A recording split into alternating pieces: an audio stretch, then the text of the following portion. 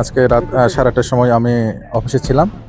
এই সময় সংবাদ পাই যে সিউজ গাড়ি ইসকন মন্দিরের পাশে একটি গলিতে একটি যুবককে কুপিয়ে আহত করা হয়েছে এবং সংবাদ পেয়ে আমার স্টেডিয়াম ফাঁড়ির আইসি সাহেব তার সঙ্গে অফিসার ফোর্স সহ ঘটনাস্থলে এসেছে।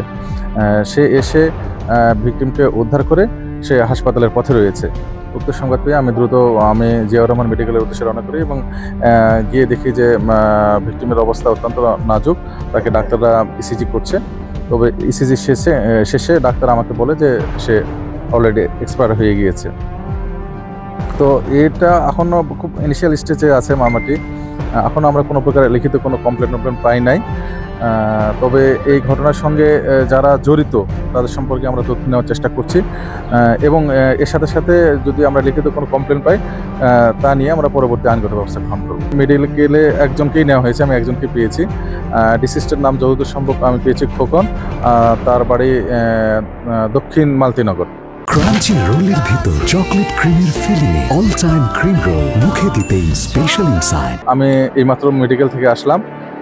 তো যদি বাঁধন নামে আর কেউ আহত থেকে থাকে তাহলে সে কোথায় কিভাবে চিকিৎসা নিচ্ছে এটা আমি জেনে আপনাদেরকে জানাবো।